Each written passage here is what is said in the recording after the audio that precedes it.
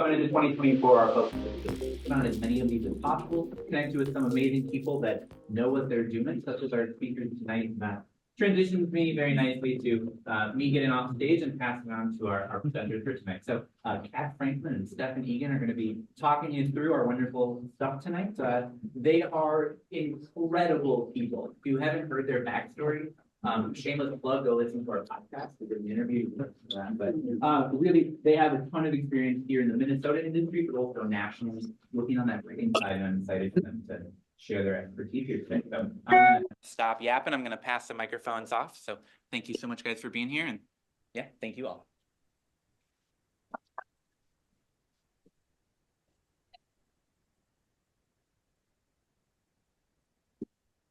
How's everyone doing tonight?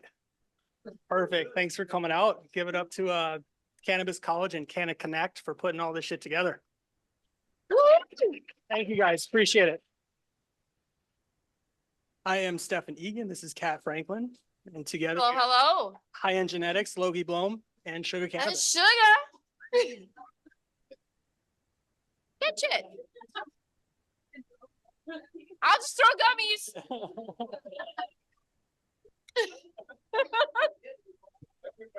Everybody gets a gummy. So I think before we get into the growing and cultivating of things, just give a quick background on who I am and who Kat is and how we got together and continued on into this industry as it came to Minnesota. Awesome. Can you guys hear Stefan? Okay. Hello. How about now? Okay, so I'll go like this. Just for the live stream, Oh, Thank you. See, I've got the loud voice. Yeah, Okay. I get confused for a woman all the time, so. I'm the loudmouth. He's the quiet, smart one. Yeah, I don't know about that.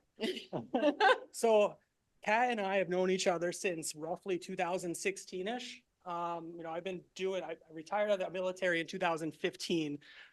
Prior to that, I worked in special operations as a counterintelligence agent. Before I joined the military, my family cultivated cannabis in Florida. I grew up around it. I grew up growing it, joined the military, and decided I couldn't touch it anymore because the government would take my job from me. So once I got out, I wasn't the same person at all. I think anyone that knows a veteran can attest to that transitional period once you get out. Luckily, I had the plant, and she helped me get grounded and find my way back to being a functional human being. And that's when I met Kat, ironically. Really? Well, I'm Kat. I'm the loudmouth. Like Stefan said, we met about 2016. In fact, I didn't remember exactly when and where. I knew how we met, but it was the coffee shop when we actually saw each other face to face. Like back in the day, you don't ever see each other's faces. You have a handle. You've got certain names like your IC mag handle and all that. But actually seeing his face, I remember there was a place in Mankato where I reside, and he pulled up at this place called the Coffee Hag, and he had plants in the back of his car. Remember that? I take them everywhere I go. They're like my pets. Yeah. They pull up like, look at this shit, like. So yeah, how we got together and how we kind of met, it was actually the plant got us together. I have been very fortunate to be on a long ride and journey with a plant by the formerly known as Gorilla Glue 4. So I am the godmother of Gigi. My business partners and best friends were Josie Wales and Lone Waddy. Rest in peace. Sadly, both of them passed away, one 3 years ago, the other one 2. Left me kind of solo.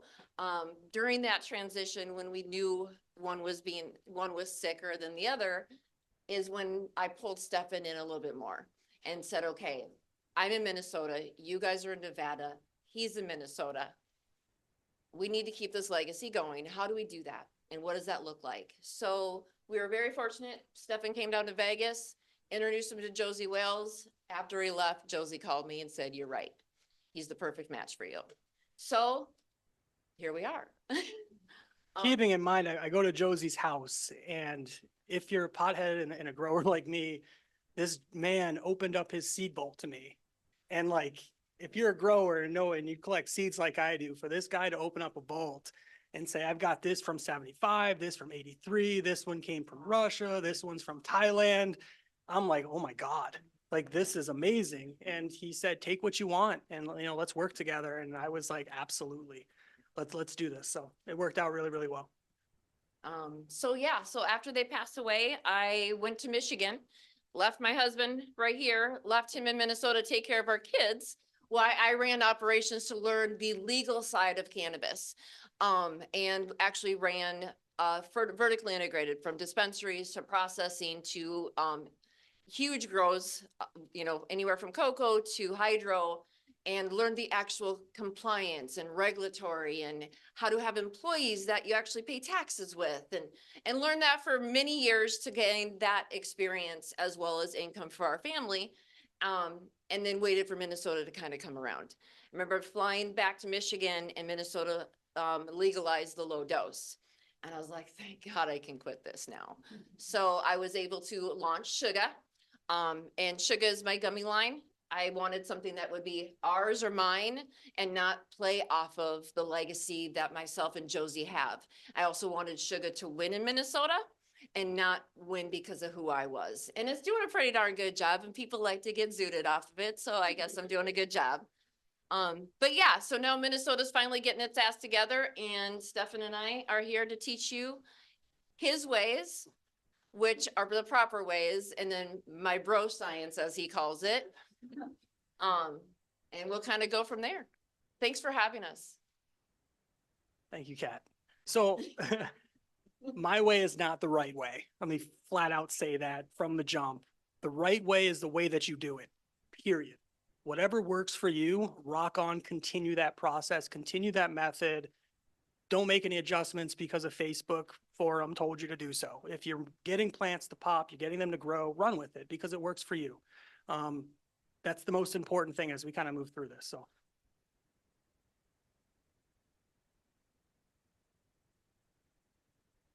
Real basic. Obviously we all know that there's a bunch of different types of cannabis seeds, right? You have the regular seeds, which are characterized regular because they're male and female, right? Sometimes you'll get monoecious plants. There's a big word for you, Kat. That just means that a single plant is creating both sex organs, right? So it's similar to a herm, but different in the sense that it's not being caused by environmental factors. It's within the genome. It's part of the genetic code. So it's going to have those problems no matter what you do. What was the big word I missed it? Monoecious. Oh, yeah. Yeah. Okay, so the difference between Stefan and me, I am going to say it hermaphrodited. And he is going to use a word that I cannot pronounce, nor don't ever ask me to spell. Okay. Fair enough. Yeah. And then you have feminized seeds. Feminized seeds are exactly that. They're feminized, they're female. There is no male within that product. However, depending on the production process, you will find that 99.9% of them are feminized, and you're going to find that one off that just didn't take, and it's going to produce male sex organs. And with the feminized too, is a lot of people, I've been running a seed bank for over a decade. I can't tell you how many people come to me and say, I bought, feminized seeds from you and they hermed or they're male. At the end of the day, what you have to do is, and he'll get into that, is you reverse a female into a male, big word, and then you make female seeds. So you're not guaranteed. You're actually, you're doing something natural to the plant. We'll get into that later, but the natural the plant's going to do anyways. But not always will that seed be feminized. There is no scientific way for us to say, okay, poof, you are now a female seed. It's breeding two female seeds or two female plants together. And the only way to do that is by making one female plant a male. We'll get in a little more of that difference between, S1s, R1s, how to, choose the right feminized seed for you. But absolutely. Autoflowers, they come in both regs and fems. Typically what you're buying on the market most of the time now is going to be autoflower feminized, right? Because no one wants a fast flowering plant that shoots pollen at you in 4.5, 5 weeks, because that doesn't help anyone. And the autoflower is just that, it flowers regardless of the light cycle, right? You can, run 24 hours a day, 18 hours a day. You don't have to switch the light cycle. It's going to push automatically to the flower process. Does only feminized flower? Is that why that's important? No, so both male and female flower or plants flower, right? The male female plant will flower and produce pollen sacs. Looks very, very different. And I'll show a picture of that. Be very, very different than a female plant. You know, there's all kinds of pictures out there. We call them balls, right? At the end of the day, it's a little sac that hangs and it just sits there. Use a layman term. And there you go. So here you have a male, right? Those are all the little pollen sacs. Typically, males will not produce trichomes, which is that sparkly stuff you see on that female flower there with all the pistils or stigmates on it, right? Now, for breeding processes, if I find a male that has trichomes and a good cannabinoid profile, that's my keeper. That's the one we want because that's how we're ensuring that stability and resilience through the breeding cycle that's going to transfer off to that offspring seed crop. There's a female plant, like I said, it looks very, very different in the flowering cycle. Normally, you're going to find male plants are going to grow a lot faster, right? The whole intent is for them to grow faster, get bigger than the female so that when they spread their pollen, they can cast over a broader area.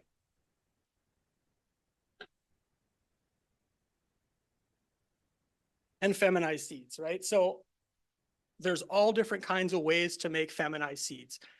I think what we're seeing now is the rotalization process is a stress-induced process. And we're seeing a lot of people looking to go the more natural organic route in producing these seeds. Because the reality is, in order to create a feminized seed, we have to adjust the ethylene production within these plants, which then forces the hormones to produce only male flowers instead of female flowers.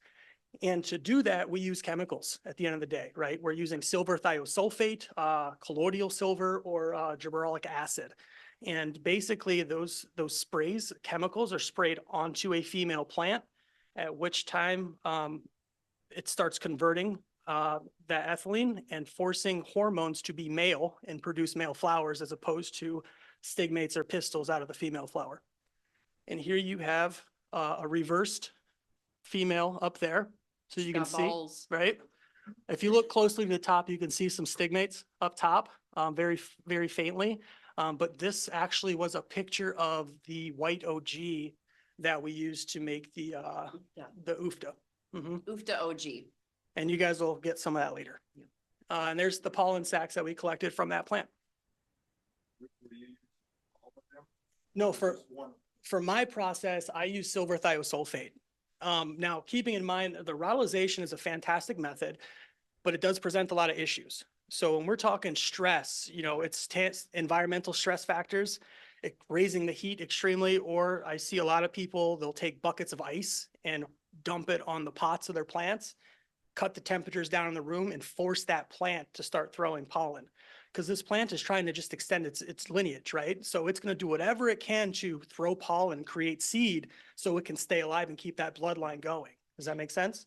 And the neat thing about cannabis too is it is one of the only plants out there that actually will hermaphrodite itself so it can keep living.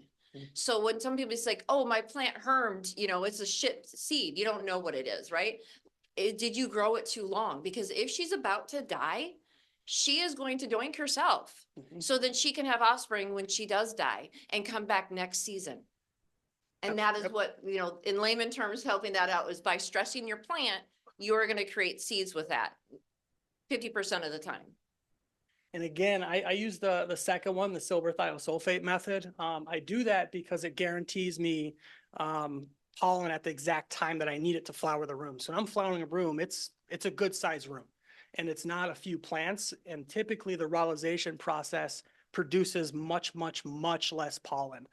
And, you know, I can show you guys some flowers later that were seeded, and my process just seeds out ungodly amounts of seeds. I mean, it produces a very, very large amount. Which owning a seed bank is very nice. Not when you're separating the seeds. Any other questions on that reversing phase? No. The auto flowers. So this is where things get tricky. How many people here have grown an autoflower? How many people like haven't grown an autoflower?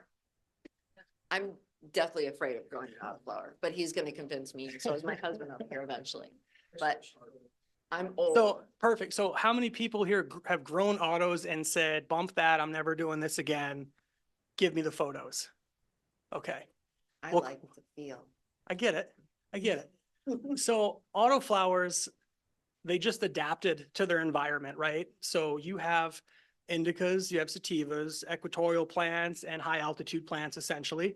The autoflowers, just like Kat said earlier, they found a way to survive. So thousands of years ago, when they were, bringing hash and hemp plants and hemp seeds all around the world, this plant found its way to Russia, right? And Russia, because of that climate, this plant had to figure out a way to live, how to survive. So through a series of rotalizations, the plants ended up developing these they developed their autoflowering traits. Basically, what happens here is the plant isn't nearly as potent as a photoperiod. However, it's getting to the point now where they are getting just as potent, right? We have seen, some of the autoflowers coming in at 28%, 33%. There's Nancy Wallace who just won. Yeah. Yeah. So if you're a potency person and you buy your weed strictly based off potency, which I highly recommend you don't, they're of value in that aspect. I personally love autoflowers. It's a nice bumper crop when you're vegging for 4 weeks and then you got to flower for another 60, 70, 90, 120 days, depending on what you're growing. It's nice to have some extra flower in the mix just to kind of feed yourself and your friends around you. And especially, like I said, with the potencies coming along, it's not bad. And the terpene profiles are fantastic nowadays. In the past, it used to be very, very hempy. You can kind of taste essentially and smell the lack of sulfide compounds in these plants. But now, because of the breeding has gotten so much better, that it's virtually not an issue anymore.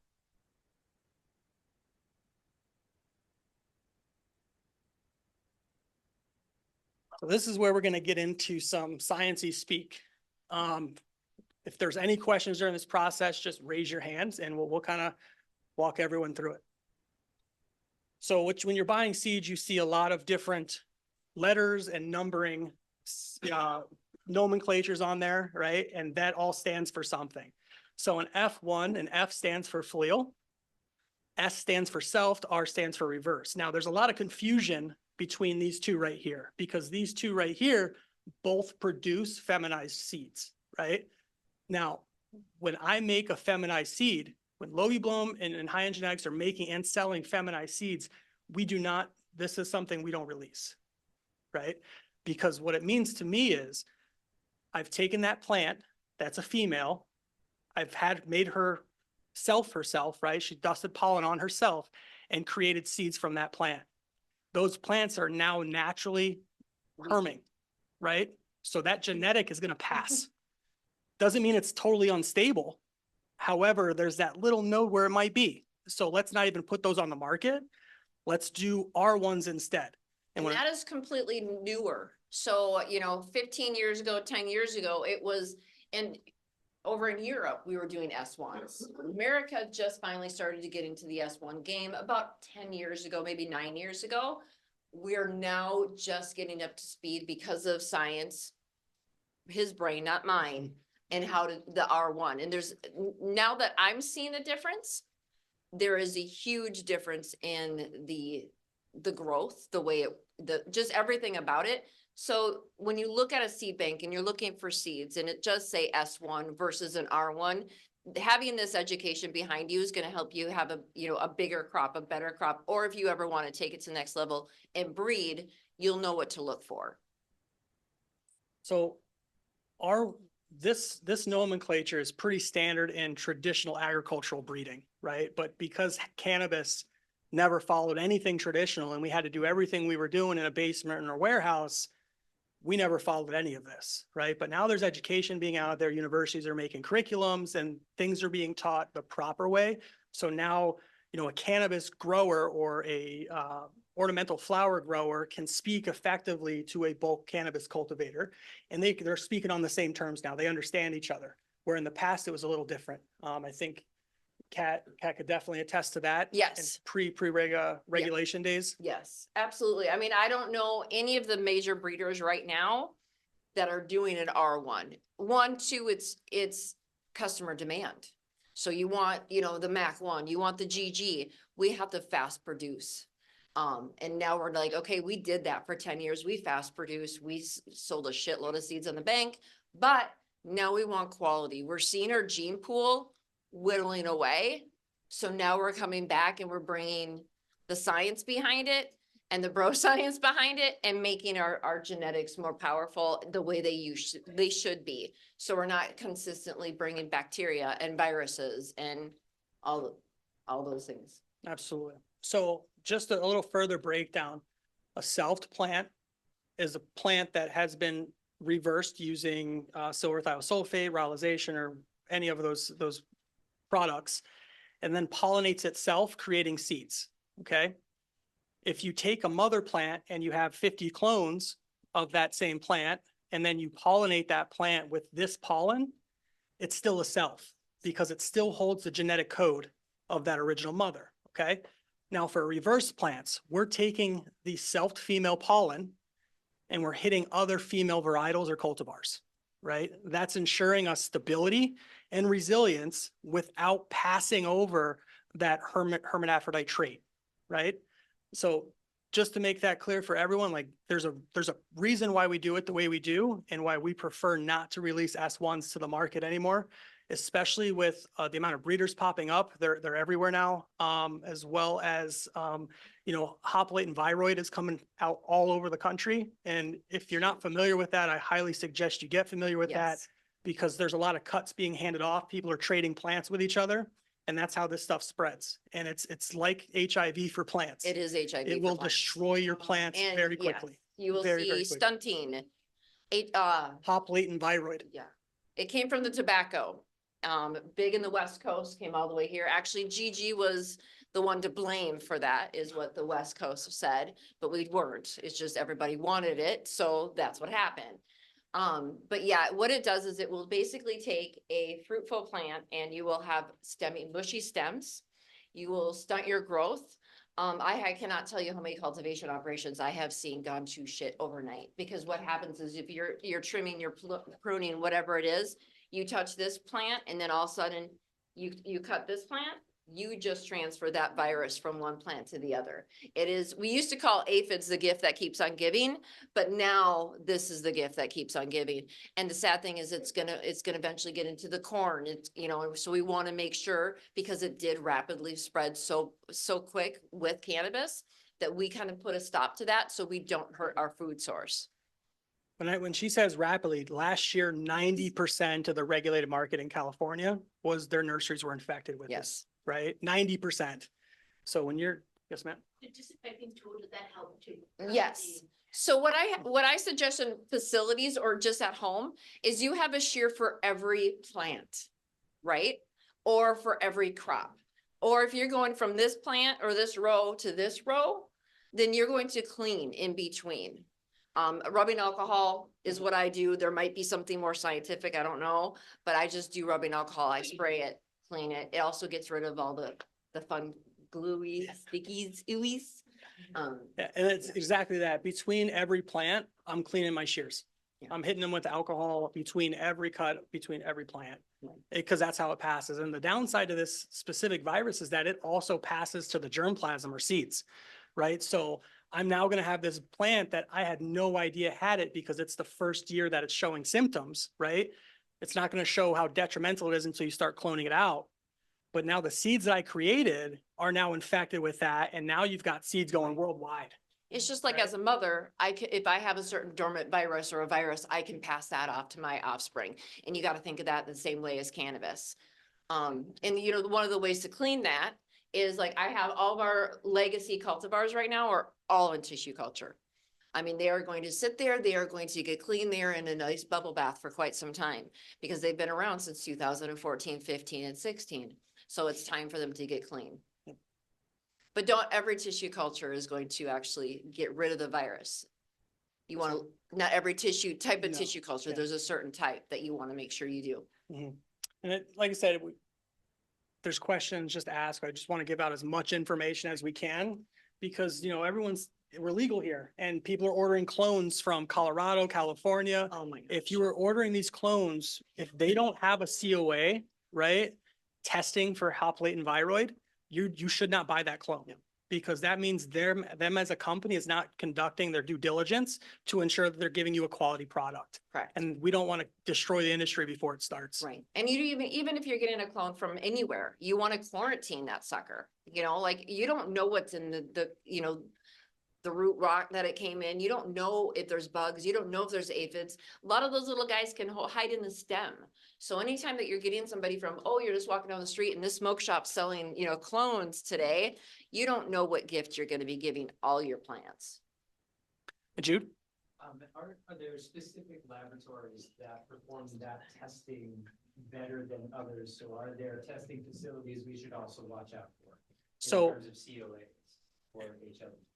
For Minnesota does not have a lab that's doing TCs right now for this specific, because there's no industry Wait. ultimately. It would right? be an underground industry if we started a lab. So the lab that I currently use is in Oklahoma. It's a mom and pop shop. They're amazing. I'm very lucky having some cultivars that are people want their hands on. Knowing they're there and they're safe is important. As we evolve, we never know what we're gonna come up with. We might open one. I don't know. Well, the but- ones I got are still alive, so we'll keep Yeah. we'll keep them around for as long as we can. You'd have to do your due diligence on your own to find the right facilities. Like Kat won't agree with me when I say this, but Dark Horse has a good TC program now. And why they have a good TC program? Because they were the ones to release HPLVD across California. Dark Heart. Dark Heart, sorry. Dark Heart, yes. And that is the reason GG got their bad name is Yes. because of them. Yeah. So their TC program is fantastic. They do testing for others as well. By all means, if you want to get a cut and have them check it, they can. But research, it's definitely worth checking Yeah. out. Or if you're holding moms, right? So as you find a keeper, and what a keeper is something that you want to keep going, you want to make sure that that mom every so often is tested. So if you want to name up a facility, get out to us, afterwards, but always if you're holding a room of moms or once you get into cultivation, like the bigger operations, make sure that you get your mom room tested at least every 3 months. Anything And else? is everybody familiar with what a mother is?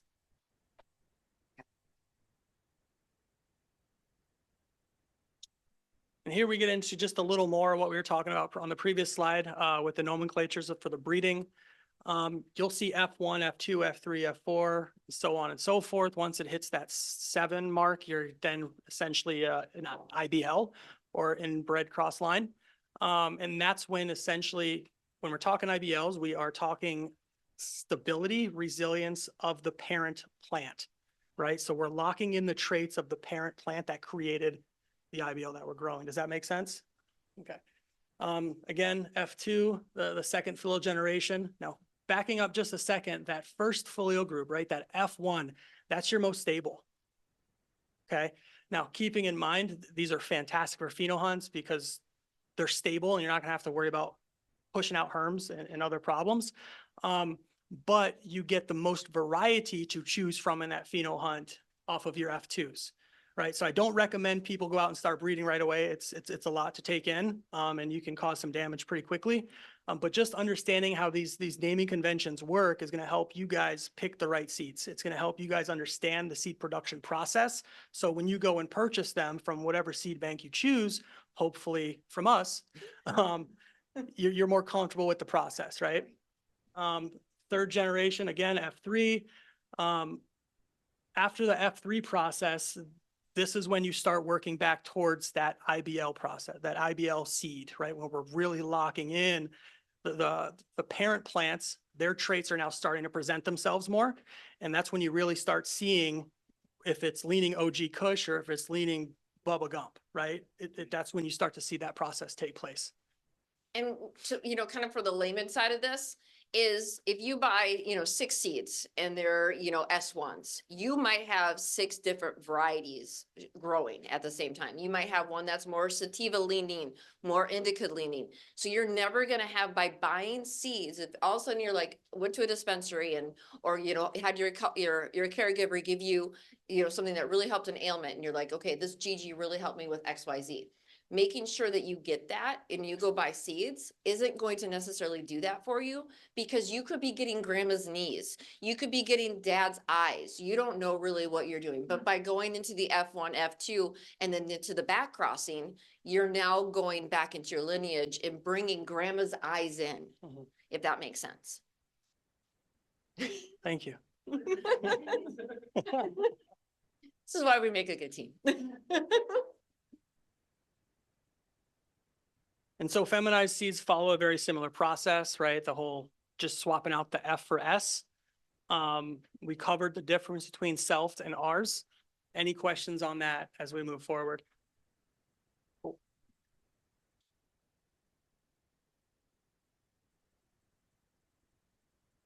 This slide you can go on for days, 4 days. You know, there's ungodly amounts of individual compounds within these plants, stuff that we're still learning now, right? I think a couple weeks ago, Abstracts just found different enols in these plants, right? Which help us further define what the smells we're finding or smelling are, right? I love chem. I don't know why. Turns out that it's got scatol in it, right? What's scatol? It's the smell of shit. Don't know why, but that's what scatol is. For some reason, I really like it. When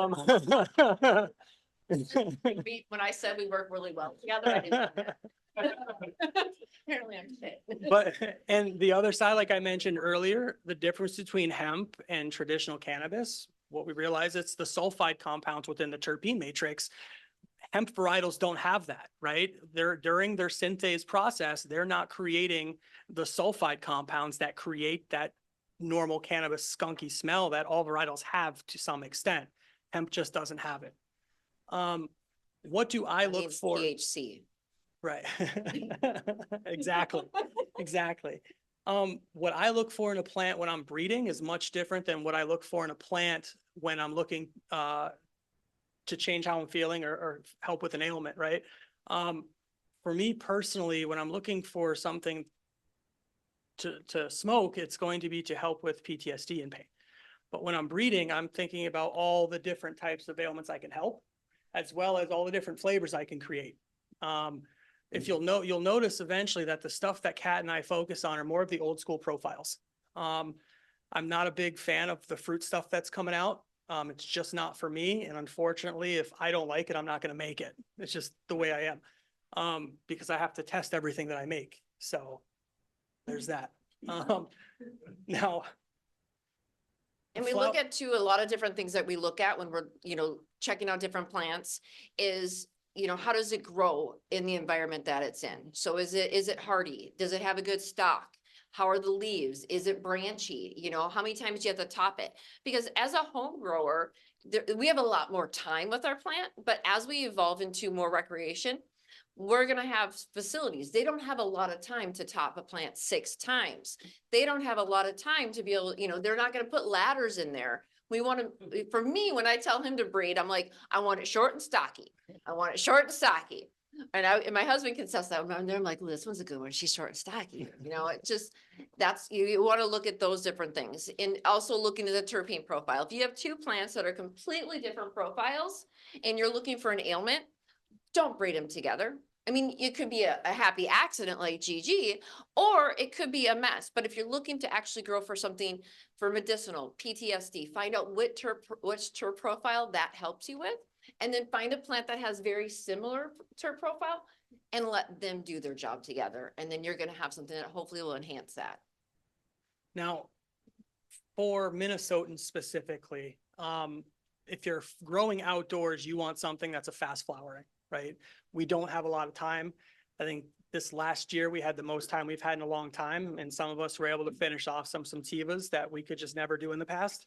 It's fantastic, but that's not the norm, right? I can tell you that the target I'm trying to hit every time I breed something is 55 to 60 days.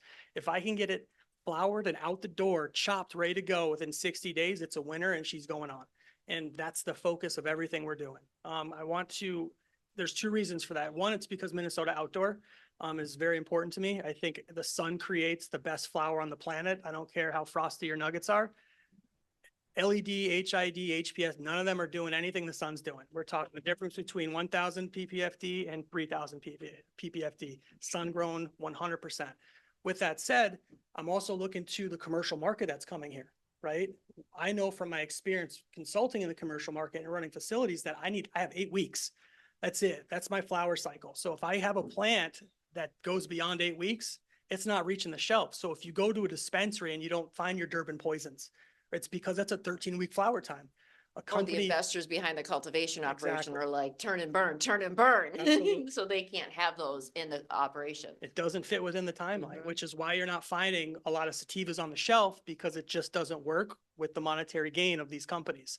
So what we're trying to do and have successfully done is we've been able to take specifically the Durban poison, which is a favorite of mine, and get her down to an 8-week flower time. So now you've got a full-blown sativa that will finish in Minnesota's outdoor climate perfectly, right? That it's a very rare thing to be able to do. And because of the new breeding processes that are available to us, we were able to adjust that flowering time, take that sativa down to 8 weeks, sometimes 9, depending on the phenotype, and be able to harvest appropriately and not have them freeze out. And it also fits within the timelines for commercial cultivations, right? At the end of the day, a lot of us, you know, in here are growing in a tent or in a basement in a small confined space. You don't have room for heavy sativas that are going to bush out and take 13 weeks to flower out, right? So being able to develop strains that are specific to the people in my state that are going to be growing this stuff was crucial. So we spent a lot of time focusing on selecting the right cultivars, the ones we know that people will like, and the ones that we know will be able to finish and be harvested in time. Now, Any questions on this? Yeah, so when you're talking 8 weeks, you're talking 8 weeks from what point? Flip. flower initiation, that Yeah. 12-12 cycle. How long are you growing vegetable plants before you That's flower? totally up to you. Yeah. He veggies way For me? shorter than I would. So it depends on what I'm doing, right? If it's for a personal process, if it's for my smoke, I'm vegging for probably 2 months, 3 months maybe, depending on how big of a plant I want, right? But if it's for commercial, 2 weeks. The moment I think she's it's rooted, she goes what, 2 weeks veg. 4 or 6 nodes. Hmm? 4 to 6 4 to 6, nodes. depending on, but keeping in mind, your plant should be growing 4 to 6 inches per day if it's in a healthy environment, right? So commercially, like I said, it's 2 weeks, then I'm flipping because it's about production, right?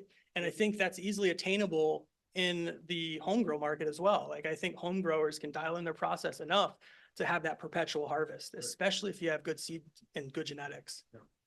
So anytime you see it, like our seeds, or, you know, when we talk like, you know, 8 weeks, we always mean from the time you flip it from veg to flower. Yeah. So from flower on that's what that 6 weeks or 8 weeks I kind is. of figured that. Yep, no, it's good to clarify. Mhm. Awesome. You know, And then the autos, we say total grow time, Right. right? So that there's no confusion there. auto flower, yeah. Mhm. Those are good. You'd be surprised. I mean, some people freak out when they see the autoflower still growing at 95 days, Yeah. you know, like Yeah. it's gotta have some veg time too. Yeah. Land race lineage, you see that down there. For what we do, I believe it's crucial to have land race lineage within the genetic profile of these plants, right? What I mean by that, the land races are the ones that are natural to a specific environment, i.e. a Durban poison or an Afghan Kush, right?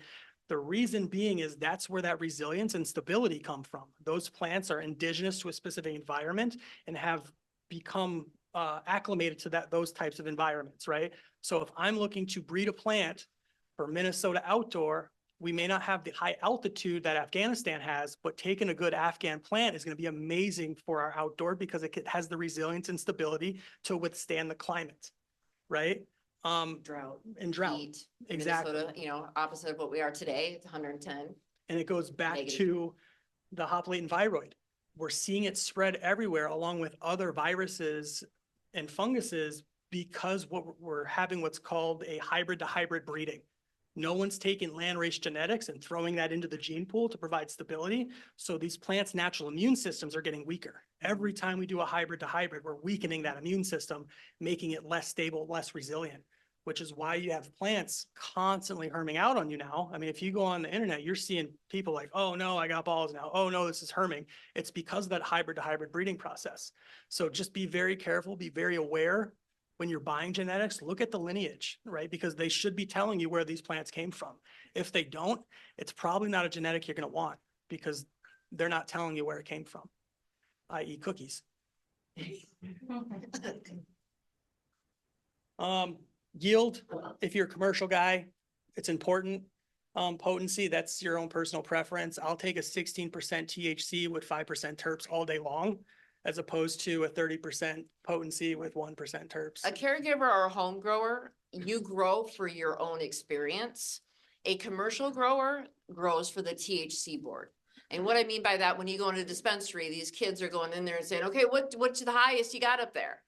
We don't give a crap about that, but the dispensary does because that's what's gonna make them money. And that's why I put it in this order here. This is what's most important to me when I'm breeding and when I'm growing something. It's in that order. Potency is always last. In fact, I got a strain that's Tesla is what we call it. Tesla times VCA. I think one of the guys in the crowd remembers that. Now it's a CBD variety crossed with the Vietnamese, Colombian, Afghani landrace strain. Now the CBD is 13%, the THC is 5%, but that plant gets you wrecked. Because of that cannabinoid profile combined with the terpene profile of it, it's a whole different high. And that's because it's working as an entourage effect and because the terpenes are so important in the delivery of this chemical, right? So. And that's kind of goes into like the whole couch lock, right? Do you want couch lock? What do you want? Like the body high, the head high? That's not because it's indica or sativa. That is all about the terpenes. Absolutely. Think of it as the terpenes are essentially the bus that take the people to the stop, right? It decides on how these cannabinoids and that profile gets delivered and accepted to what CB receptor. Does that make sense? So like when we say CB1, we're talking brain. When we say CB2, we're talking gut. If I have a cannabis plant that has low terpenes and high THC, it's going to hit very much like a distillate pen, right? It's going to feel very what we call oily and you're slow and kind of downtrodden. Whereas if you have a plant that's high terpenes, it's going to change that effect and experience totally. You got to look at it, like I said, it's the transportation mechanism to the CB receptors, which is what's going to give you the buzz that you're after. Which one did you say? CB2.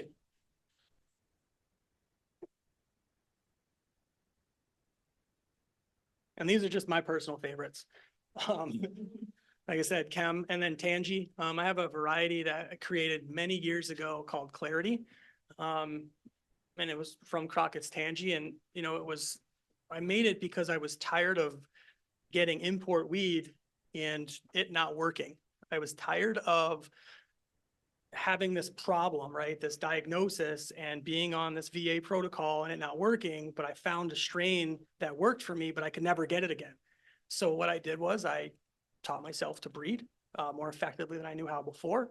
And I created Clarity, which is essentially Crockett's Tangy times OG White. And a neat little history to that is one of the reasons why I find us so compatible is when Josie came to market with GG and he was like, I have something special. At the end of the day, we realized it does a lot for PTSD and we were getting a lot of feedback. But every time we go into the dispensary, we realize that, oh, there's 6, GGs on the market. Well, there's only one. So we created a company called GG Strains back in the day. And the reason we did was not because we wanted to control a plant. We wanted to make sure that people like Stefan and the world could go into a dispensary and get exactly what they wanted. And our mission statement back then was, we want to make sure that if you want a certain cultivar and you know it's GG, you look for the seal, you know it's real. And we have that same exact mindset. So everything that we breed together or we work on together, we will make sure we go to that lineage and we will go to that breeder and we will get the true cut if we don't already have it and make sure that whatever we bring to fruition or to the market is not a knockoff. It is something that is true to its heritage. And because of our length within this space, if I don't know the breeder, she does, and vice versa, right? So if I'm going to make something sour diesel heavy, there's a person we're going to call, right? If we're going to make some sour tangy, she's going to jump on the phone to Crockett. We're going to get that cut and we're going to start doing some work with it.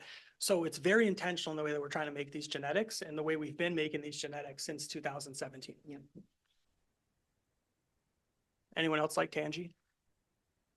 Oh, Should be more hands. Should be more hands.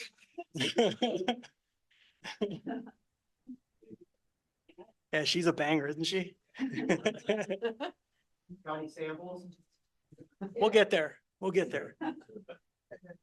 So we're gonna get into the seed starting process. It's very simple. Like, to backstep a little bit, I said earlier, the internet is good and it's bad. There's so much information to process. And with growing cannabis, there's so many different methods and so many people doing this and doing that.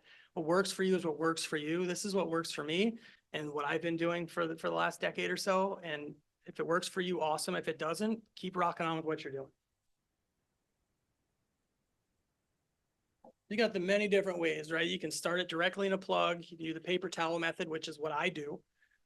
You can do the water soak or direct into soil. The only time I'm doing this process right here is when I'm running auto flowers, right? That's when you want to make sure your seed is going into its final home, right? And the reason being is that taproot that's coming out of that seed for an auto flower, the moment it's disrupted and it faces or feels any resistance, it's going to initiate flower, which is why some of you probably saw some spikes and you're like, this is bullshit, screw auto flowers, I don't want to grow them again. It's because there was a disruption to that taproot or you transplanted it when it should have never been transplanted. It has to be started and grown in its final home. Everything else, whatever works for you, rock on. I'll stick to the paper towel method. On top of your DVR, but we don't have those anymore. So. I use my grow light. Yeah. Yeah. It keeps it warm. It does. Exactly. So again, the process and how you're germinating your seeds is going to be dictated on whether it's an auto flowering or a photosynthesis plant. They both prefer the same environment. They want it to be warm and damp. However, you want to make sure that auto flower is going in its final home. Any unnecessary environmental stressors or stressors to that taproot is going to destroy that whole grow for you from that point on.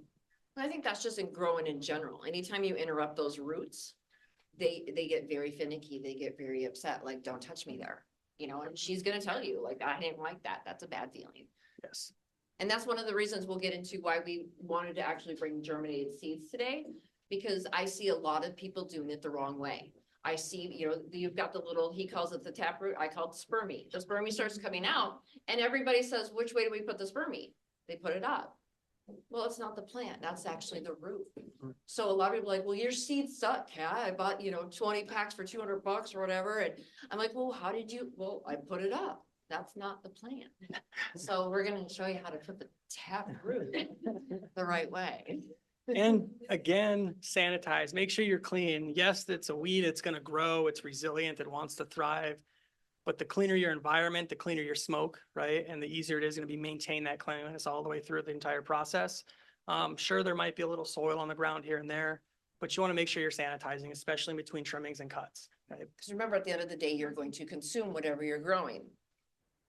So whatever you put into that plant is what you're putting in your body. Isopropyl alcohol or ethanol. If Ethanol is straight. Yeah, if you have access to pure ethanol, I prefer that. ISO has water in it, and water even though it's alcohol, there's still bacterial growth capable because there's water soluble compounds that can break down in that water. Well, it's still got some water in it too. If you have access to ethanol, get ethanol. Yeah, you gotta get Period. ethanol, hydrophobic. Yeah, exactly. Eco Garden Supply sells it by the gallon. So, and you can also make RSO with it. So just saying, not with ISO though, not with ISO. Here you go, planting the seed, as Kat said. Right, so you're gonna look at these seeds, and years ago, people have said, I can look at the stripes on this seed and tell if it's a male or a female, or I can look at the tip on this seed and tell if it's a male. That's bullshit. It's not real. Only way to tell if a seed is male or female is to either A, grow it, or B, get it tested with a PCR. And 99.9% of people in this room don't have access to a PCR. So it's bullshit. Just grow the plant and you'll find out. Now, placing your seed in the soil, it sounds rudimentary, but it's crucial. If you go too deep, that taproot's not going to allow to push through, and you're not going to get the sun or the seed break in the soil. You're not going to get those cotyledon leaves expressing, which is going to stop the growth because there's no photosynthesis. So you want to make sure that you're planting that seed 1/4 to 1/2 inch below the soil surface, with the tail of it down, right? So the actual spermie, as Kat would say, goes down. And if you're planting direct into soil because it's an auto flower, it's the tip, right? So there's a pointed tip and a rounded tip on the end on your seeds. The pointed tip goes down, basically because that rounded tip is connected and it's going to allow it to open up, right?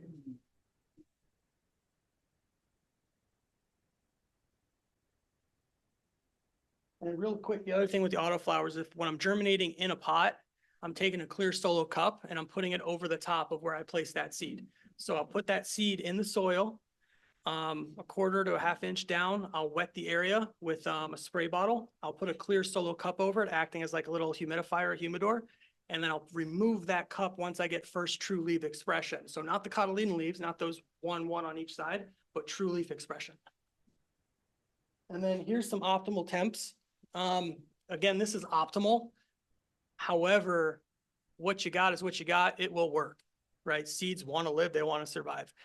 In Minnesota, we have seeds, hemp seeds that drop in the winter or in the fall time. They winterize over the winter and they pop in the spring. So they're resilient. They're going to pop. If you can give it the best environment possible, it's going to pop in a timely fashion.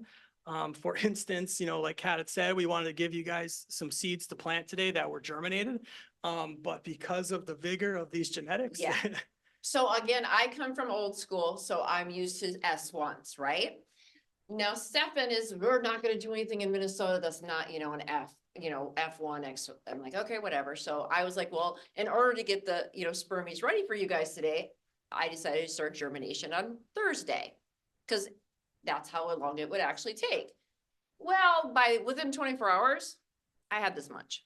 I mean, we've got sprouts out there, which is great. And I was like, he's like, well, that's the science. It went Okay, pretty killer. similar to that. Yeah, that's exactly how it went. Now, some prefer to use hydrogen peroxide in a water solution, and that works really, really well for old seeds. The older the seed, the thicker and stronger that outer coating becomes, and it forces, so when you get it wet, an enzymatic reaction happens, it breaks down that outer shell on the seed and allows it to open and germinate. Now, older seeds, that outer casing essentially is much more robust because it's been sitting forever, right? It's exactly, it's curing there. So you use hydrogen peroxide and a little bit of hydrogen peroxide, some water, let it soak. That hydrogen peroxide will penetrate that coating and then allow that seed to open. I've popped stuff from the 70s using this method. So it works really, really well. You just want to make sure that you're never using more than 3% H2O2, right? The 3%, so you want 3% of 3% hydrogen peroxide. You don't want the special 37% stuff because 3% of that is a lot and it'll eat your hand off. How long are you bathing them? 24 hours, no more. Okay, so you soak them overnight. Yep, just soak them overnight and that H2O2 will penetrate and then you run germination however you would beyond that. I've got some 35-year-old seeds. I just popped one 3 weeks ago and it was 16 hours. Nice. It works, right? Did you use H2O2? Yeah. Back in the day, we used to put them in the freezer Mhm. and then let them thaw, and that was our way of doing things. We can all do it out in the open now. Yeah.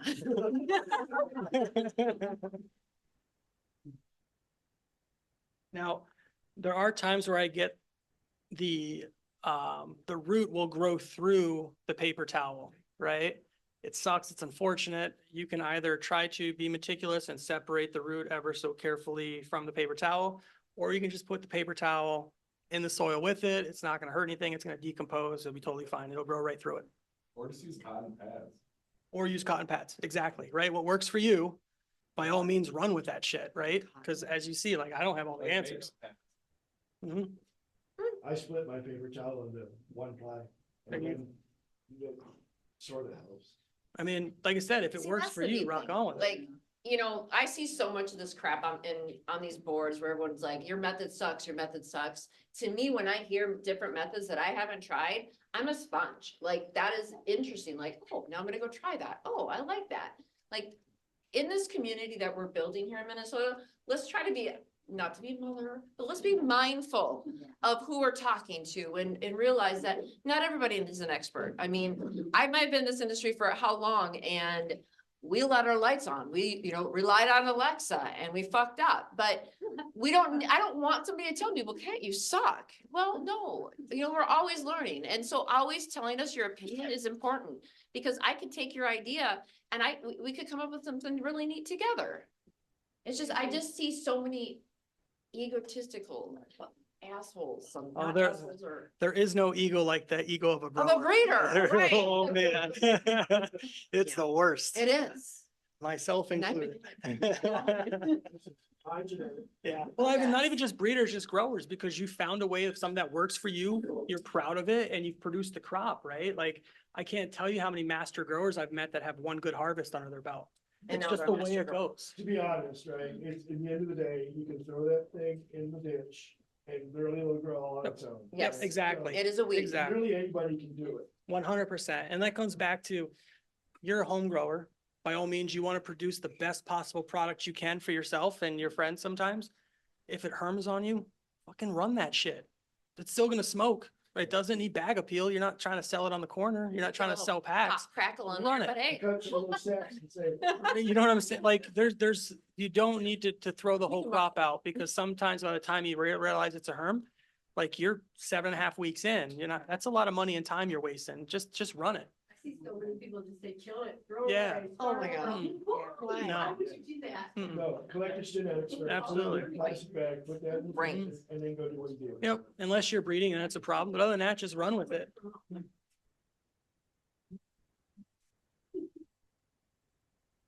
So this is mainly for those that are looking to not waste any time and are very particular about what they're growing and how they grow it. Some little things that we've realized over the years with seeds and imperfections, right? Like, whenever I used to pop seeds, I wanted to make sure all of them were planted and all of them got into the soil and I grew them all out. Sometimes that's not worth your time and money, right? Sometimes you can tell before the seed starts to grow if this is something I really want to continue on with. And this is some of the stuff that I'll show you here. It's very, very simple. Now, before we get to that, everyone says that there's immature seeds and there's mature seeds. Very, very true. Now, the difference between a mature seed and immature seed is ever so slight. And what you'll find is that some seeds that look or may be immature or may look Not immature. every seed has a stripe. Exactly, right? So everyone would go by, does this seed have the tiger stripes on it? Is it striped? Does it look like a rattlesnake? If not, it's immature, it's trash. You can That's not smush the it in your reality. hands, it's shit. Yep. If you can't, it's viable. Exactly. And that's the reality of it, right? So if you get a seed and it doesn't have the stripes on it and there's 3 other seeds in that seed pack that do, just give a little squeeze. You don't have to squeeze the shit out of it, right? But give it a little squeeze. If it's invalid, or doesn't work and non-viable, it'll snap, it'll break. Yeah, Absolutely, 100%. So be mindful of that. We don't want to waste seeds, but also you don't want to waste your time. And if a certain amount of plants or production is important to you and you don't want to waste that time, money, and effort, then you want to pay attention to the J hook or the J root, right? So if you have a seed that comes out like this, chances are, like, And that's immediately, right in the beginning, Right not away. as it Right. sprouts. right, as it sprouts and extends, that root's obviously going to do its thing, but immediately, if it J hooks off that shell immediately, it's going to be stunted. It's not a plant that you're going to want to produce with because it's not going to produce that much product for you. So why spend the time, money, and effort in growing this plant for 20 grams when the one next to it's going to give you 120 or 220 or whatever? And is it still smokable? Yes. Is it breedable? Absolutely not. So if you get into breeding, please do us a favor, don't do Absolutely. it. Absolutely. And like I said, we're focused on producing high quality genetics, right? But sometimes stuff just comes out because you're bringing up old genetics from the mother plants and other lineage. And this is going to happen, right? We might have 200 seeds not show a J root, but there's one that does. We don't catch them all, but I can tell you that if I'm pheno hunting for the next run, if I have any germplasm that produces a J root, they're all gone. I'm not going to take the time because that trait is there and it's going to keep passing every time I breed with it. So we're looking at every possible trait we can as we're breeding these plants to make sure they're as stable and as resilient as possible, because Minnesota grow season is tough. It's not easy to grow wheat here. Which is really neat. From back in the day, we didn't do that at all. And this is what's so intriguing to me, because it was just produce. Get as much as you want out there, make that dollar. And now we're looking at it like, oh, I could tell you that there's probably 90% of all the breeders out there, the old school ones, don't know this. But they're just known to say, okay, you like my Mac 1, I'm gonna self it and I'm gonna get you as many as I can so I can have a line down the street and make $200,000 in 15 minutes. And that's what they're worried about versus what are they gonna be giving to the gene pool? And now quality matters more than anything, right? There's no other industry on the planet where a customer is going to say, I want to see how the sausage is made. And the operator essentially has to show them or will show them. You can't go to Coca-Cola or Cheez-Its, Doritos, wherever big company you want to go to. They're not going to show you, but cannabis customers demand it. And I think that's fantastic, right? Everyone in this industry should be as open, as transparent as possible, because at the end of the day, we're providing a substance that's going to alter your mind for the better. So we should be transparent all the way through. So that entire journey with the plant is a good one.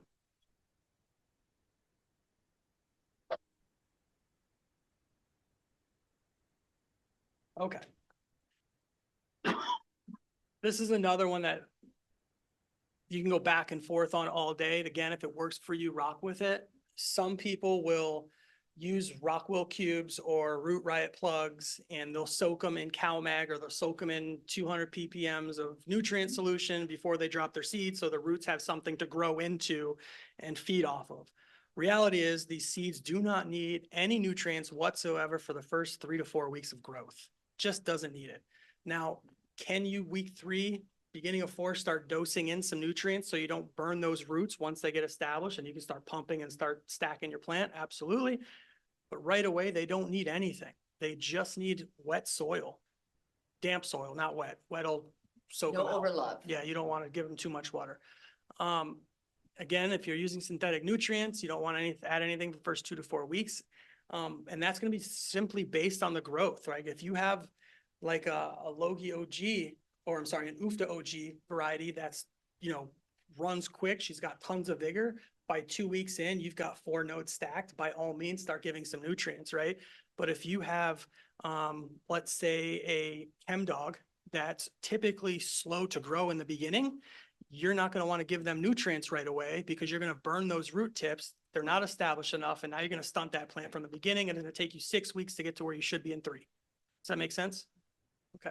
Just think the mom gave that seedling everything it needs to survive for a few weeks. It's like those helicopters out in your backyard that you pissed off because you gotta fucking mow over them all the time. Well, that tree gave that seed is everything it needs to be able to survive easy, quick, vigor, and, spread out. So think of it that way. And anything you do give it, you're going to burn it. You're going to stress it. And now starting your life stressed, we see that what happens in humans. If we start our life stressed out, just think of it like that. This plant has feelings. Absolutely. I treat my plants better than I do most humans, if I'm being honest. I blame that on the PTSD guy. I was gonna say, because she doesn't talk back like I do. The relative humidity and temperature is crucial during the seedling stage, right? So we've got a plant that's popped the soil. It's now essentially exposed to the environment around it. We want to make sure that it's the proper environment for successful growth.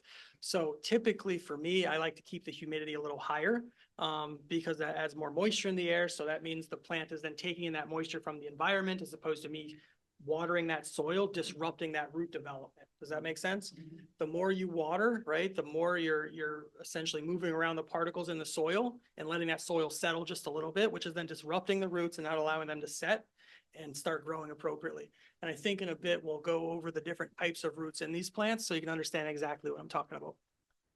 Do you have a recommendation for nutrients? We'll get into that. Sorry. It depends on what your method is. But I'll be real with you. All bottled nutrients come from the same 3 factories. It's just a different white That's label. why they all look the same color. That's exactly Sure. it. It's all the same. Like everything else Yeah. in the world too, but it's the same thing. It's just a brand. So caring for your seedlings, I like 18-6. Some people like 20 and 4. Some people like 24 hours.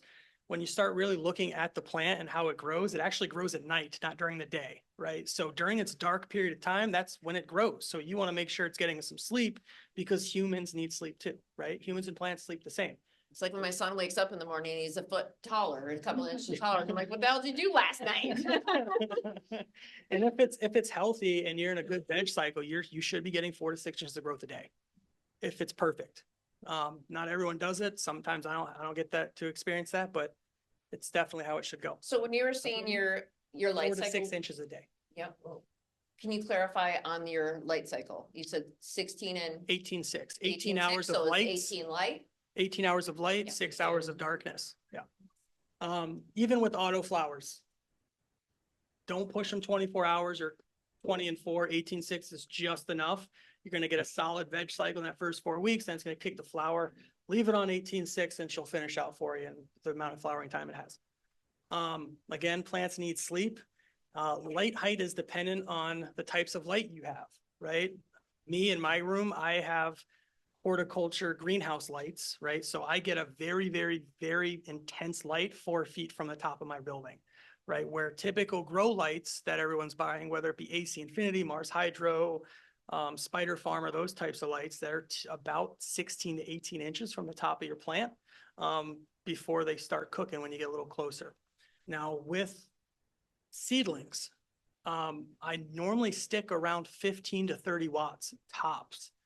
Anything above that, you're going to start cooking the plant, right? And you're not going to get the aspiration out of the plant or out of the leaves as you need for it to grow appropriately vertically. Someone have a question? No. Okay. I highly, highly, highly suggest everyone download this app if you don't have it already. If you've already spent the money on is a the par app? meter, I'll get there in just a second. If you don't have a par meter, get this app, right? If you already spent the money on a par meter, hope you save the receipt, go return it and just download this free app. This free app tells you all the important light measurements you're going to need to effectively grow your crop, right? And it's free. So it gives you your daily light integrals, your PPFDs, all that information is crucial. It's called Photone, Photone. What'd you say? We're gonna crash the apps for all of us. Yeah. It's solid. And you know, here's a little chart that kind of tells you what's ideal for what stage of growth. And in the past, and some of you may still have them now, where you have the blue blurple lights, right? They're grow lights that give off a blue or a purple tint. And basically that's to kind of capture this spectrum.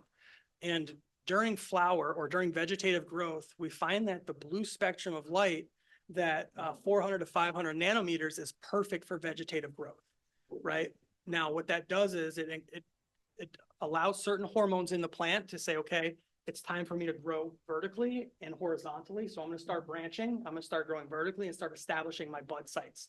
Keeping in mind when we're using this light, we also want to make sure our height is appropriate. If your height is too far away from your plant and you have minimal PPFD, so if your light is 4 feet from the top of your plant and you're below 400, around the 150, 200, that means your plant is going to stretch, and it's not going to be the short stocky ones like Cat likes. It's going to be long, lanky with no branching. And then when you have big colas at the end. Exactly. And it tips. They're gonna tip over, you're gonna have breakage, or you're gonna trellis the hell up. Now there's some strains like LER Skittles that no matter what you do, she is going to get really tall with long internodal spacing. That's just the way the plant is, no matter how close you keep the light. But for the most part, the closer you keep the light to that plant while maintaining this PPFD, the better off you are. That's why this app is so important.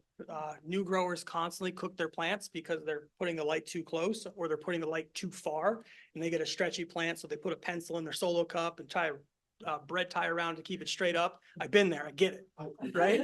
Exactly. Or, you know, a skewer, whatever it is, you're trying to put a stake in there to keep that little seedling going.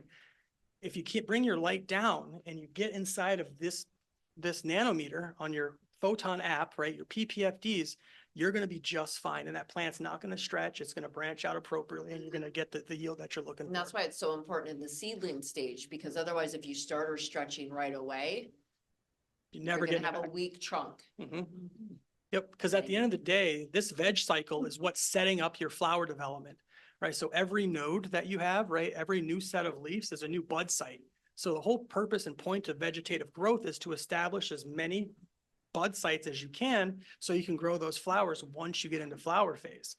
The real work, in my opinion, is during the vegetative cycle, right? The seedling to the end of veg, that's when you're establishing the stability of your plant, making sure she can take all those nutrients you're throwing at her and developing those bud sites so you can get the yield that you're looking for. Any questions on par meters, photone app, PPFD height, any of that stuff? I would say, something with the photon app as well. They actually sell a small diffuser that you can put to the top of your phone that works with the app, and it makes it way easier than putting a white sheet of paper over your camera. But, it's like $20. It's way Perfect. cheaper than a par meter. But if it integrates with it, it's just literally a clip on. Nice. Because the downside of the photon app is like you have to hold it directly under your light and you're trying to look to see, and if it's too high, you can't get the proper reading and you have to block out your camera depending on the light you're using. But for 20 bucks, like it's better than spending 600 bucks on a par meter that you use once a week or once a month to measure your light spectrums, right? Transplanting, again, the transplanting should not happen until you are, I don't transplant until I'm 4 to 6 nodes growth, right? So that's 4 sets of branches or sets of leaves off that main stalk. That's when I'm going to transplant. Anytime before that, the root structure hasn't established enough yet, and you're going to stunt that plant when you go to transplant it. You mean into its forever pot. Correct. But there's also like, you've got your seedling pot and then you've got your seedling pot, which is smaller. So you are gonna wanna move that in. It depends on what's, how you start your seedling. Now, if you can start your photos in their forever home, rock on. So if you can germinate them, put them in their forever home and let them ride, awesome. A lot of people have a veg tent and then they have a flower tent. Typically they're moving pots or they're transplanting from their veg pots into their flower beds or however you do it. You just want to make sure you're not doing it too soon. But if you have the ability to put it in its forever home from the jump, rock on. So like I run 7 greenhouses, right? They're all in a row and I veg and flower in those greenhouses. I don't cycle anything through. This greenhouse goes through veg, then flower. This greenhouse goes through veg, then flower. I don't disrupt that root structure at all if I don't have to. No matter how much mycorrhizae you're throwing at these things and no matter how much root and fungus you're throwing at the roots to develop that root structure, you're never going to get it back. I'm sorry? Damage the root, damage the plant. 100%, right? Like I'll go back to the bro science and say more roots, more fruits, period, right? The more roots you can establish, the more sites you have for uptake of nutrients and water, the bigger your plant is going to be, the bigger and more yield you're going to get. And the hungry you'll show you. Yeah, yeah. And this is it again, the true leaves, right? So your seed's gonna pop. You're gonna get these cotyledon leaves here that pop, which essentially just encloses everything inside the seed. And then you got these leaves here, but that's not your true leaves, right? Your true leaf is this, right? Once you get full node expression, full true leaf development, that's when we're talking about transplanting. We don't want to do it too early. Now, in this picture here, it's a seed ran in a root riot plug. Now you can see the root structure there, right? And there's no dirt or soil going to fall out of that transplant. So that's okay. You can put that directly in your soil and you might be able to transplant that a little early because you're not disrupting anything. But if you are like this in a pot and you go to transplant, if they don't have a big enough root zone or root structure, all that dirt is going to fall out and you're going to disrupt those roots and your plant is going to be stunted from that point on.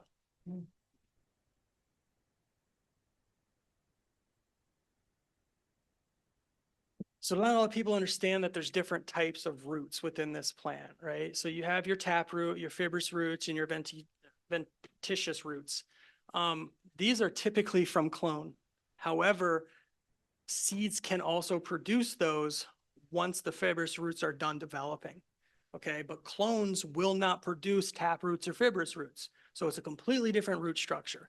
So when people say clones produce better product than seeds do or mother plants do, the reality is scientifically that's just not plausible. I've got more access, more stability in that taproot. I've got more water and nutrient uptakes from the fibrous roots. And then once those fibrous roots are established, I got the ventitious roots out there spreading, looking for more water and nutrients, right? Like I said before, the more roots you have, the more fruit you're going to get. So if we can have and establish all 3 amounts of those roots, the more beneficial the plant it's going to be. Make sense? Any questions? Cat's talking shit, so I just want to make sure I talk. everyone's got it. Everyone's got it. That globe looks like it was, Well, here he goes. I'm sorry? that globe looks like it was planted hydroponically. This one? Yeah. No, Really? no. So when I get to my recipe, I'll show you how I do it. There's an amazing product that I highly recommend everyone buy and run. It allows me to pump ungodly amounts of nutrients into my flowers. It's not- No, no.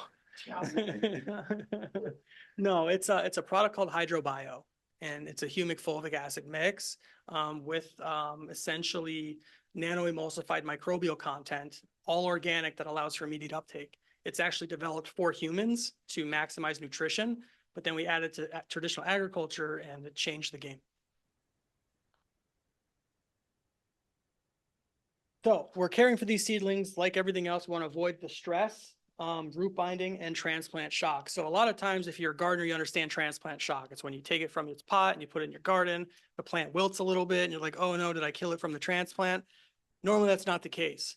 So what I do to mitigate transplant shock specifically is, no matter if I'm growing with salts or organically, I'm using a seed sprout tea when I water in that transplant. And that's going to give me enough microbial content to establish a good root zone or a good root fungal web, feed those microbes, so that then is going to ensure that my plant is uptaking all available nutrients and it doesn't shock. Make sense? Okay. Avoiding stress. Again, you don't want to overhandle your clone or your seedling once you're transplanting it. Overstress, the more you touch these roots, right, the more fragile they're going to become. You start damaging things, you're going to stunt your plant. Uptake's going to be lacking and you're going to get a stunted plant. Root binding. So root binding is a problem only if you leave that plant in that pot. The moment you transplant it, those adventitious roots are going to start running out, and they're going to start finding more sources of water and nutrients, and it's no longer going to be root bound. You'll notice and you'll see signs of root binding because the plant will go strictly vertical. You might start seeing issues that look like or present like a nutrient lockout, but it's not, it's root binding. And if you can essentially see the little holes on the bottom of your pot with a bunch of roots coming through it, chances are you're root bound and it's time to transplant. Or if you see outward branching stopping and it's just going vertical, chances are it's root bound and it's a good time to get it out and into a bigger pot. And that's my reasoning for not liking those fabric pots. Mm. I like to be able to see what's going on. Don't get me started on fabric yeah. pots. We won't I think get- you did. skip this on. Oh, they're bad. You should not use them. Everyone thinks they're fantastic because AC Infinity sells them. The reality is air pruning is more detrimental to the cannabis growth than it is beneficial unless you're outdoor. Totally different. But I've done the study. I've sent side by sides to countless people. I've taken a 10-gallon fabric pot, compared it to a 10-gallon plastic pot. What you find is that air pruning that happens in the fabric pots creates a shit ton of small, tiny adventitious roots and stops the fibrous roots from developing. When you stop the fibrous roots from developing, you're getting rid of your highways and you're creating nothing but back county roads, which then takes it longer for the plant to uptake, less media or less nutrient waters flowing through that root system, again, slowing the plant's growth. As well as it harbors bacteria. Absolutely. And you're wasting water and nutrients aren't cheap. So when I'm watering and they say water till you're 10% over, so you have runoff to measure your runoff and all that, like, well, you've got runoff coming from everywhere on these fabric pots and you don't know what's getting what's getting hit with water, what's not. It's just spreading everywhere. Not ideal. The other issue is really damp off. Absolutely. 100%. And damping off is typically, though, a bacterial issue. But again, because it's a fabric pot, it's going to harbor bacteria, which is then going to cause that damping. If you don't wanna deal with transplanting, how big of a forever pot should you get? How big of a plant you want, Big one. right? So like, I 20 like, gallon, 5 gallon. yeah, I mean, so for commercial runs, we use 3-gallon pots, right? And we're typically pulling 240 to 300 grams per plant. Now, home grows, I like 5 gallons because it gives me a big enough root structure, enough stability. So I'm not in there having to trellis everything and manage with stakes and everything else. Because 3 gallons, they're small plants and we're just maximizing bud, getting rid of all the vegetative growth, just blowing it out as fast as possible. Where with home grow, I think most people like to let the plant grow, watch it grow, get the therapeutic value from that, right? From the gardening. I'm sorry. I would take the other Right. side of Right. 100. It depends on what Yep. size your grow tent is as well, and how Mhm. many plants you're gonna have in there, but 3 minimum, 20 max.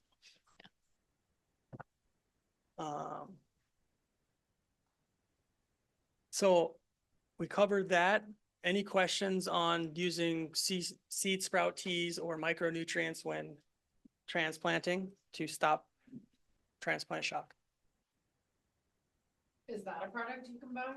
I'm sorry, what? The seed sprout tea? Yeah, so what it is you are just germinating a bunch of seeds in water. And then that water now contains the enzymes that essentially the seeds used to open. And then you just pour that over your plant in the soil. As long as it doesn't get too hot, it's good. Yep, As long as it doesn't what? get too hot. Okay. But Bacteria. chances are, right, but unless it's really hard to get it to cook.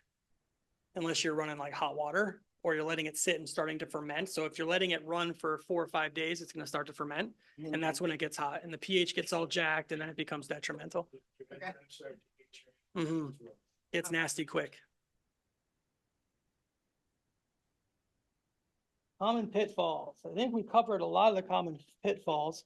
Overwatering is the biggest, right? And once you I get do that. familiar, yeah, It's just a called little. over loving. That's why my husband Just a waters little. the plants.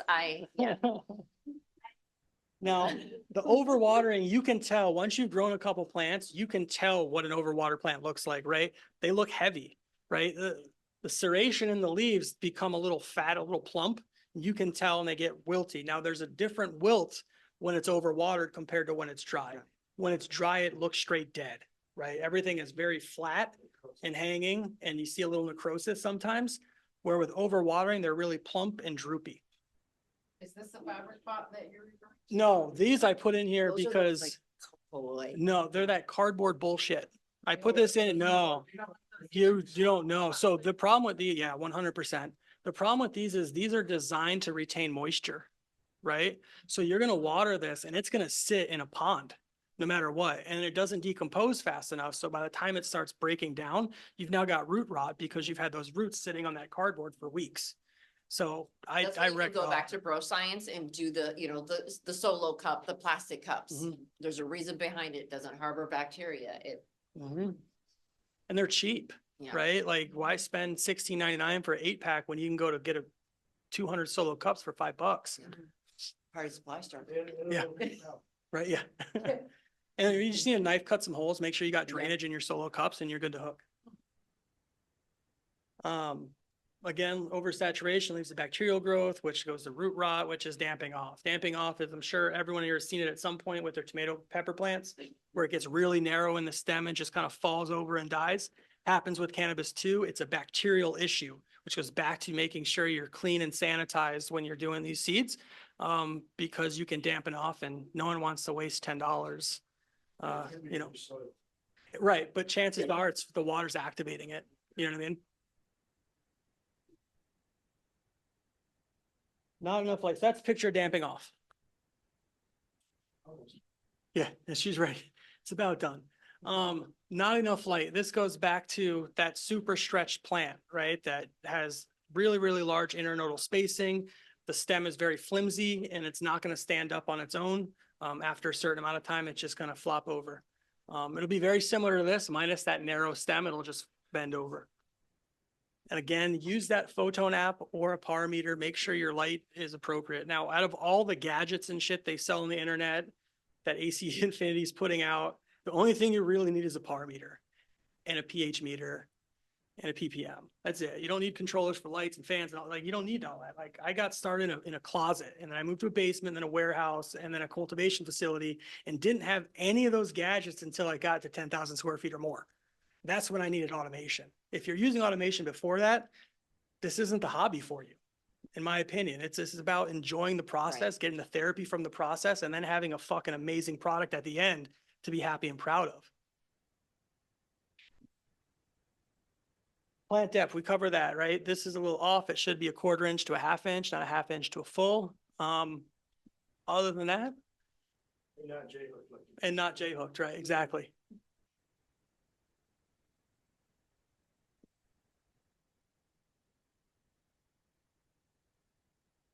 So again, this is that optimal temperature, optimal environment. We like 70 to 80 degrees, anything over, you don't want to go much over 80 because what ends up happening is those enzymes start cooking and the seed will pop, but that tail will get mushy and it'll just die off before it even starts to grow.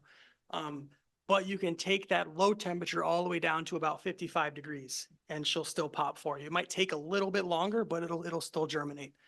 Again, if you go too hot, the enzymatic reaction is prohibited. Too cold, the reaction cannot initiate. And that too cold is 55 or below. So you're just mimicking natural temperatures outside as it goes through winter and seeds go dormant.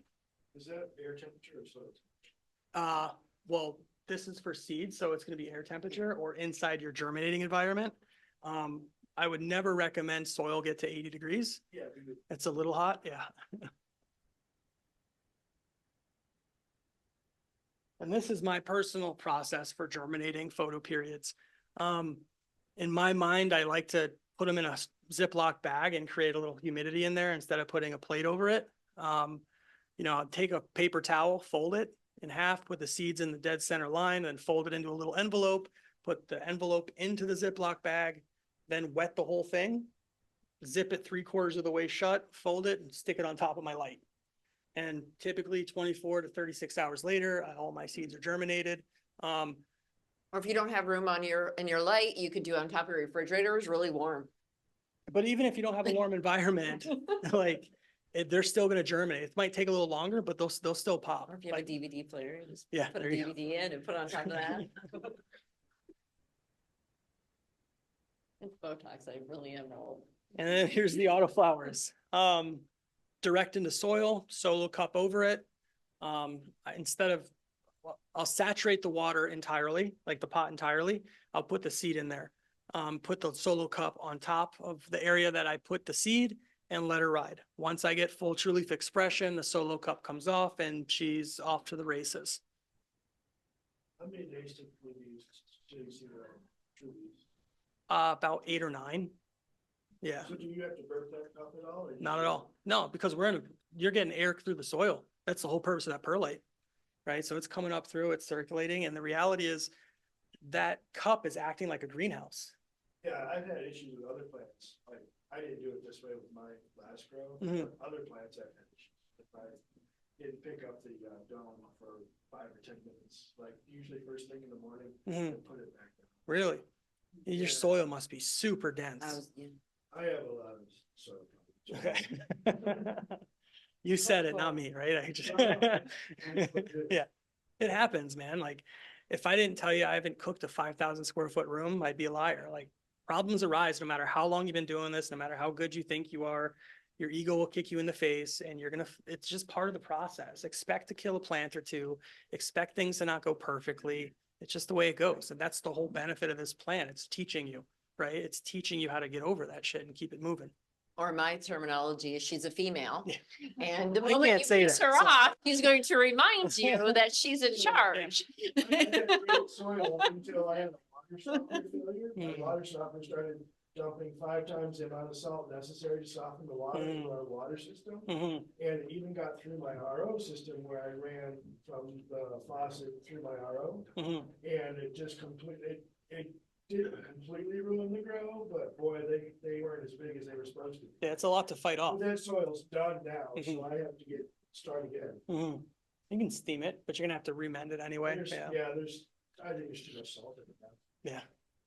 You would know more than I would. So that's the autoflower process. We've covered that a few times, but I bring it up because a lot of people hate on autoflowers. I think for home grows, they're fantastic. Like, you can run an autoflower. Most people, like I said, are doing a veg and a flower environment. You can run an autoflower in your veg tent the entire time and not have any issues and have a bumper crop, as we big ag guys use all the time. A crop that's going to cover yours and your friends' needs during the time in between the photo period harvests.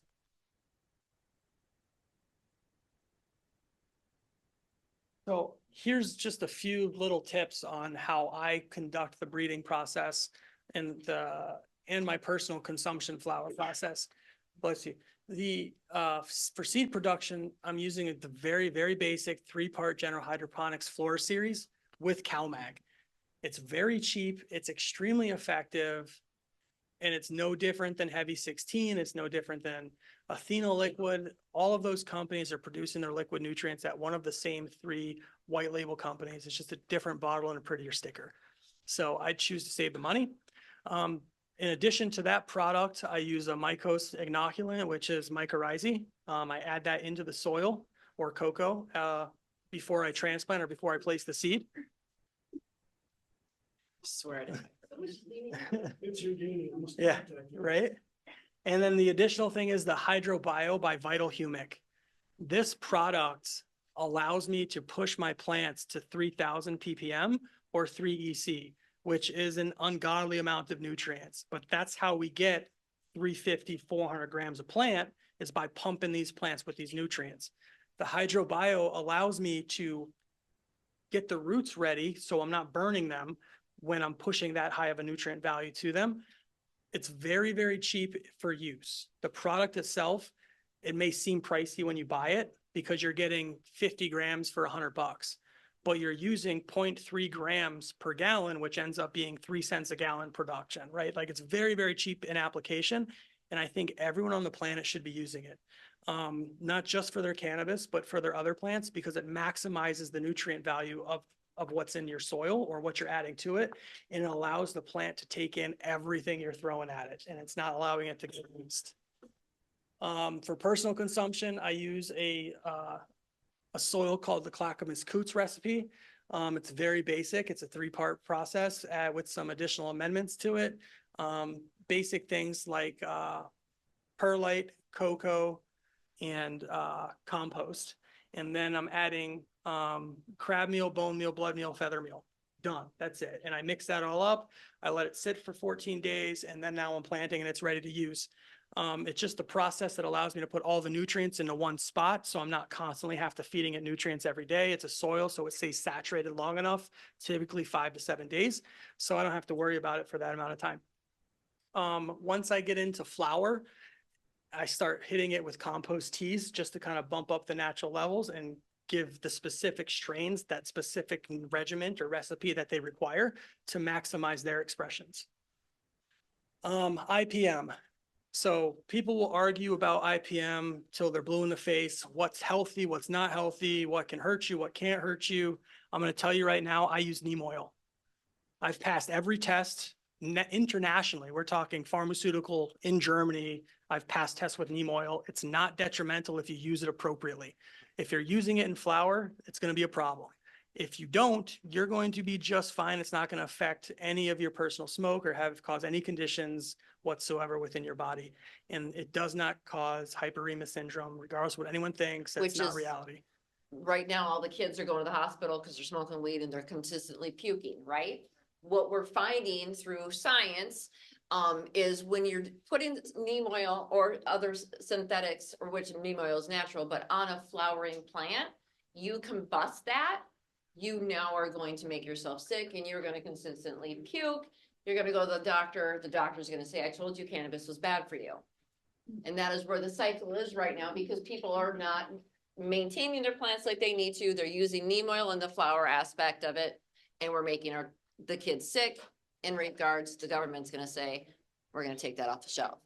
So as you see here, I use a shit ton of Young Living stuff is what the reality of it, right? Is that the same formula? Yeah, this is what I use, right? So you would literally just use the Young Living? Oh yeah, absolutely. Okay. Absolutely. It's all CO2 extracted, as clean as it can get, and it works perfectly. Oh, it works wonderfully. Yeah, absolutely. Baking soda also. Mm-hmm. I like to use the milk because I know exactly. I'm sorry? Right, you're not only with the calcium, but it allows me to make sure I'm covering everything I need to cover, because you get that little bit of film on it. Mm-hmm. But sulfur I use micronized sulfur in a sulfur burner, or I also dust my plants with it. And if you come out there and you come to the bench, I'll show you a plant that's got sulfur dust on it. It's totally fine. It's totally 100% okay as long as you're not using it during the flower phase. And that goes with all of this stuff. You just don't use it during flower. As I said before, the whole point of your vegetative cycle is to build up a strong plant. So by the time you get the flower, there's no bugs. right? There's nothing for it to fight off, and all it has to do is focus on producing you yield in medicine, and that is it, right? Yeah, again, I've done this in many, many, many facilities all across the world, passing tests, no problem. Any questions about how I use these products, don't hesitate to ask. Whole milk specifically is used to help fight powdery mildew. Some people don't use it until they start seeing powdery mildew. I say bump that, make it part of your regimen. It's really easy, it's really cheap, and it's effective. You just spray it on your plant while the lights are on. And you want to mix it with water to make sure you're not getting a nasty sour smell in your grow room, and she's good to go. I think that's a myth, man, if I'm being honest. I've used 2%. It works just the same. I haven't tried skim. Yeah. Yeah, but That's exactly, Yeah, so with yeah. skim, just don't add yeah, water. right? Like, so it's, yeah, I haven't tried skim, but you're essentially, you're mixing that milk with water and you're creating the same product. Huh? They went the whole, Mhm. after the first try, Mhm. that whole, like. You should try non-pasteurized to get back to me. I'd be interested to see how that works. Yeah, I am in Waseca. There you go. Oh, you drove a ways, man. Thanks for coming up. Yeah, yeah. Any questions on IPM? Now, this is crucial, right? Because there's a lot of bugs in Minnesota. I don't know if you grew this last season, but aphids were a son of a bitch. They were everywhere. And it I think we destroyed could a lot. probably do It was 2 hours bad. just on that. Yeah. Yeah. So, Do any problems with them now? Fungus The gnats- biggest thing is none was used very flat. yeah, fungus gnats are just a part of the process, unfortunately. Like, so if you- Just have to go to big vinegar. well, vinegar, but you could also put a small layer of sand or vermiculite or perlite at the very top of your pot, Oh, and that'll Yeah, stop down some. to the soil. Yeah. Well. No. Yeah. Yep. P-rock. Blue, black don't work. I'm sorry? I use P-rock on my plants at home, Mhm. not marijuana. Mhm. It's very heavy. And it helps. Yeah. But it's super heavy. so. Mhm. Vermiculite, perlite works great. Sand is another option. You just want to make it to where as though they can't burrow and make Yeah. larvae down there, and then you're good to hook. You go ahead. Are you mixing all those together in one concoction and then spraying Yep. it, or are you using all those things? Yep, all together. So, I will essentially take a 10 ml little bottle of essential oil and I'll count 10 drops of each into a 1 liter spray bottle. Then I'll add 2 or 3 drops of Dawn dish soap to use as an emulsifying or wetting agent. If you can afford it, Quigilla extract is an even better wetting agent than Dawn dish soap. But Quigilla is extremely expensive, extremely hard to find right now. So Dawn works just fine. You mix all those essential oils into one 1 liter spray bottle, 10 drops of each, 2 to 3 drops of Dawn dish soap, shake it up, spray your plants, you're good to hook. And you can spray it with the lights on and you're not going to damage or cook anything. Same with the milk, just a couple of drops. You don't need to add any soap with the milk. No, so you're going to do a 2 to 1 with the milk. So 2 parts water, 1 part milk. Saturate your plant, you're good to hook. Just about done. Essential oils on one, whole milk in a different. I'm sorry? Yeah, Milk 2 goes in separate, different, correct, yeah. correct. 2 separate applications. Got a question online, what's your tea recipe? Depends on which one I'm making. So I'll use a lot of fermented extracts. Sometimes pumpkin, sometimes peach, sometimes squash. It just depends on what I'm trying to achieve. Normally the standard tea is compost, crab meal, and blood meal. Yes. All right, so before we move on to this next section, I just have a couple quick plugs, because in just a minute, you guys are going to be released by these two to go out and start growing. But I first want us to take a minute and give them each a round of applause. Thank you guys so much for that. Wonderful job.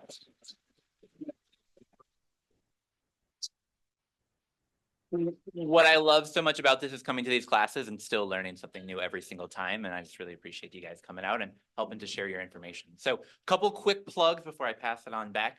You all will be starting growing today, and we love growing with community. In fact, we're going to be live streaming the plants that we start today through the entire process, all the way through the summer. So you can follow that on YouTube if you want, or what we really encourage you to do is to grow along with us. So grow at home. We're going to have monthly meetups as we go along, checking in, see on how things are doing.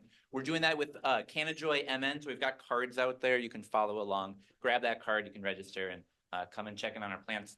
The other one is, we're doing more classes. We got another class coming up in the future. You're starting plants today. They will need a larger pot to go in very soon, as we all heard. If you want to learn how to make your own soil, we got a class coming up in February. We're doing with Cornell Urban Agriculture, learning how to make soil. Those tickets are available, so you can do that as well. But yeah, no, I'm just going to pass it back to you guys, let you talk about the grow kits we got out there. In just a minute, when you guys come out there, we all be checking you off by name as we get those grow kits out. But yeah, we're excited to get those out. So thank you guys again so much. I'll pass this on back. Yeah. Sure. Thank you, Tanner. Thank you.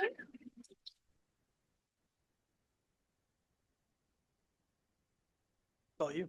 No, it's you. You just keep going. So this is Kat's creation, It's right? it's the McShake. Yeah. No, so Stefan and I see each other quite frequently, and when I have to drive to him, because I'm down south, I stopped at the store and I got my donut and then I got some yogurt, and I was like, oh, I could use this as a grow cup. And then I said to him, I said, when next class we do, why don't we use this concept? So basically, this is a concept of taking my bro science, which is the solo cup, with his science, and utilizing our LogiBlom's genetics, as well as today we're launching something that he's been working on for quite some time, UFTA OG, and putting something that you can actually take home with you. We germinated seeds, like I said, we started Thursday, so out there we've got spermies galore.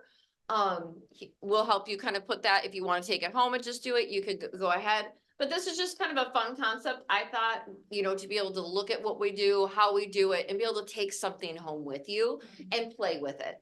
Is it something that's, $100 or worth or whatever? No, but this is how we do it in the grow world.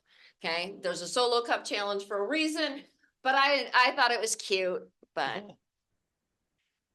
No, it works and it does everything you need it to do. In fact, like there is some stuff saying like, hey, don't use clear cups. Use totally fine. As long as there's drainage on the bottom, right? That means the water's not sitting there causing bacterial growth. Right. The roots are going to develop just fine. We're running from seeds, so taproot and fibrous roots will be generated, which means that they will not be harmed. They'll harden on the outside and still uptake nutrients on the inside. It's no problem. Bonsai cannabis is real. So it's not an issue. And we did not poke holes in it for you. We want you to do that at home. And the reason we didn't, because we didn't want cocoa in the bottom, in your car. And that'll be that. There you go.